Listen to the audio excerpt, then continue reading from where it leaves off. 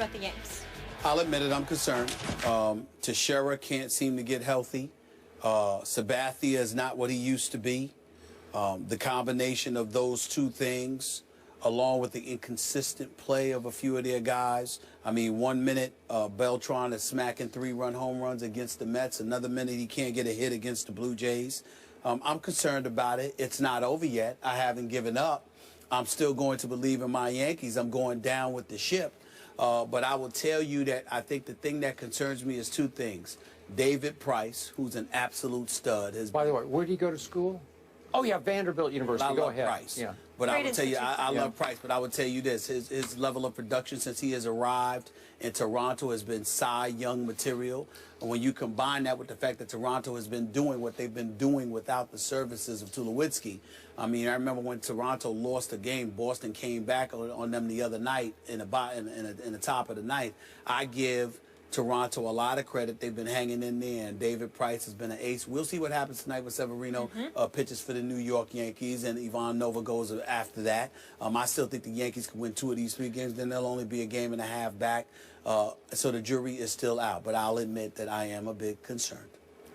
Your Yankees should be ashamed of themselves if they can't catch the Blue Jays after the Blue Jays lost the primary reason I picked the Blue Jays to beat. Yes. He's gone. I got a Romo-like bad break. He cracked his shoulder blade. They still got Donaldson and Batista and Price. I know, but Tulo, remember, everything changed when he walked in the door. And now they're 4-4 since he's been gone, and there's no timetable for him to come back. So all of a sudden, you got the greatest cowboy-like break.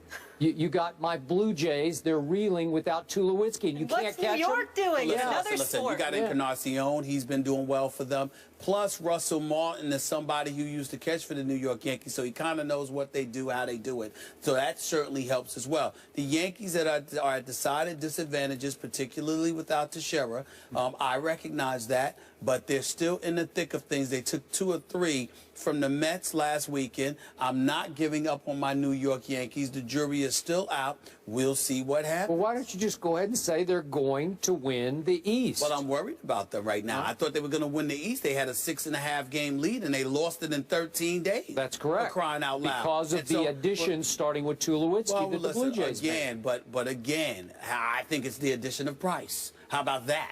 Price is a stud. He's only got one. He's got like 9 and 1 since he arrived. He only gets to play every 5 days, right? He is. Well, they got some bats, and we know they were scoring runs before Tulowitzki arrived. But now it's even more lethal, and you've got Price shutting people down. And obviously, when you've got a great pitcher like Price, it infuses the rest of your pitching staff, at least to some degree, so we understand what's going on with Toronto.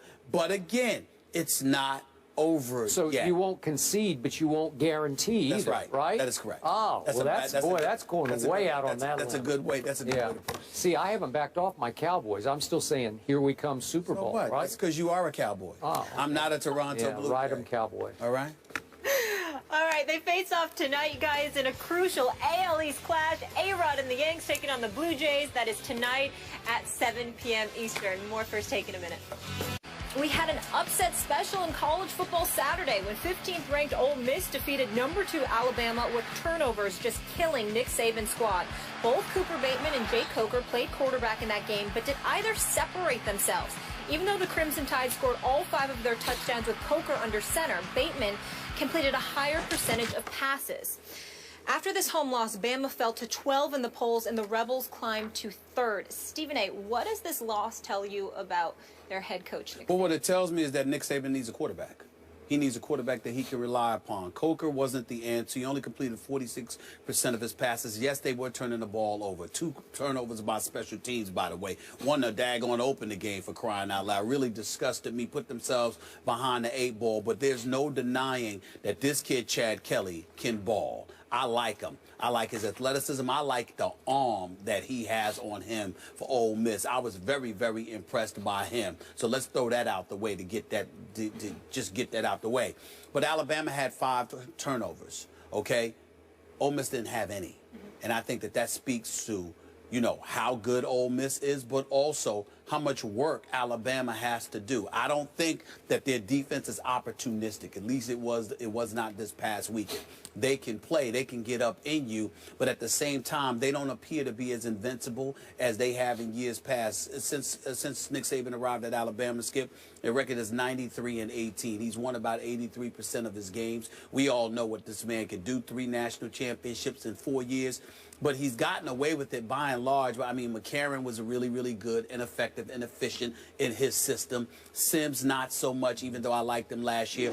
Coker, he's okay, but I kind of think that when a guy like Bateman comes in and completes 78% of his passes, he might be somebody that you may need to look at. Of course, Derrick Henry is a stud. He can run the football. But they also don't have Amari Cooper this time around, and I thought that was glaring as well. Not having Amari Cooper there, not having a quarterback that you can rely upon to really get the job done, combined with not protecting the football and a defense that doesn't seem as formidable. I'm kind of surprised by all of this, Skip, simply because of this reason. Consistently over the last several years, Nick Saban has had the #1 recruiting class in America. So I'm expecting elite.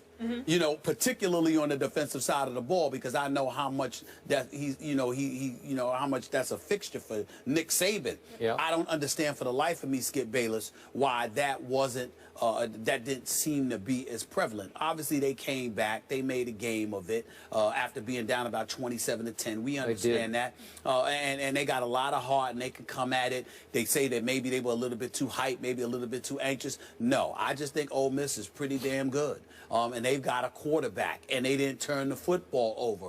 And I think the combination of that with the question marks at the quarterback spot by Alabama, along with questions at the receiving spot, because Amari Cooper, or he's no longer there, and they have no one to replace him on that level at this particular moment in time. I think that leaves a lot to be desired with Nick Saban and this Alabama Crimson Tide are facing right now. I think they'll be okay. But national championship, no, I don't think they're going to be in that picture. Ole Miss scored 24 points off those turnovers, too, so they were opportunistic. Yes, they were. Fair to say you're a huge Nick Saban fan? Huge.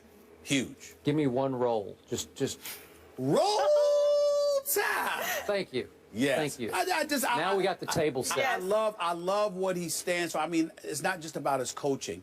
I love the fact that he can look people in the face and let them know where he stands and why. Unapologetically. I respect that. I know someone like that. That's direct. A couple people. Highlight of my year on the show is having Coach Saban come in and sit here. Loved it. Just always intriguing and entertaining and enlightening. And real. He's just real. He's real. Yeah. But I'm going to be objective now. He made his coaching bones on his defensive genius. And I don't throw that word around lightly, because he was highly regarded as a defensive genius on the college level, if not the pro level. Some slippage there. Struggled a little bit, but now he's slipping. He's lost a little bit of his coaching fastball, if you will. Okay. Because I'm looking at his last 9 games against top 15 teams at that moment that he played them. He's 4-5 in those games. And let me just quickly give you some of the scores. Please. Manziel put up 42 against Nick Saban's defense. Then in the kick 6 game, against Auburn, 34 Auburn scored in that game. My Oklahoma Sooners, who weren't very good in that Sugar Bowl, remember that one? Yeah. They scored 45 on Nick Saban's defense. That's right. And then, of course, Nick Saban's team was held to 17 last year at Ole Miss, turned right around against Auburn and gave up 44. I believe that game was in Tuscaloosa. Absolutely right. And then Ohio State national semifinal, gave up 42 points. And now 43 at home. And I agree with you about Jim Kelly's nephew, Chad.